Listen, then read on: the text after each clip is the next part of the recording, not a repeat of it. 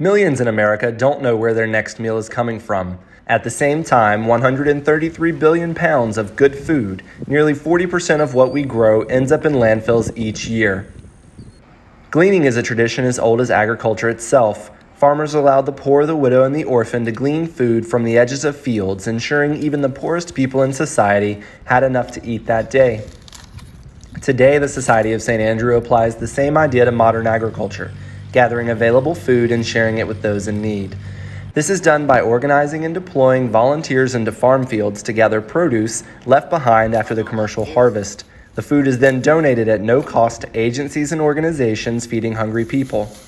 Modern-day gleaning also occurs through partnerships with national shipping companies, produce distributors, farmers markets, small grocery stores, and many more, all rescuing cosmetically imperfect loads of good food that do not meet market standards and redirecting them to local community feeding agencies in dire need. I was so excited about getting the produces that they were going to give us, and since that time we've been able to get truckloads of fresh produce. Not only is good nutrition lost, but food that ends up in landfills gives off methane gas as it decomposes. In fact, food waste is the third largest producer of greenhouse gases.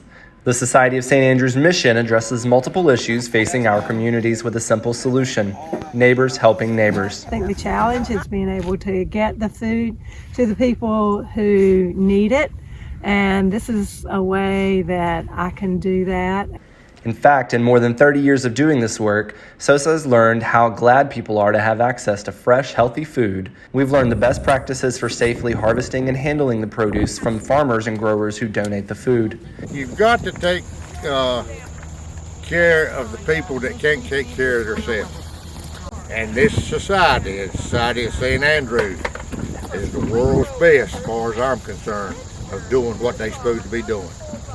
And of course, this wouldn't be possible without the help of the many volunteers and donors across the country who actively serve in the mission to end hunger. When you're ready to volunteer and donate, visit endhunger.org. I'd be the best program to get involved with, partner with. They have some nice staff, nice people to work with, nice farmers to work with as well. So I would recommend that you get involved with them, whether volunteer or whether making donations.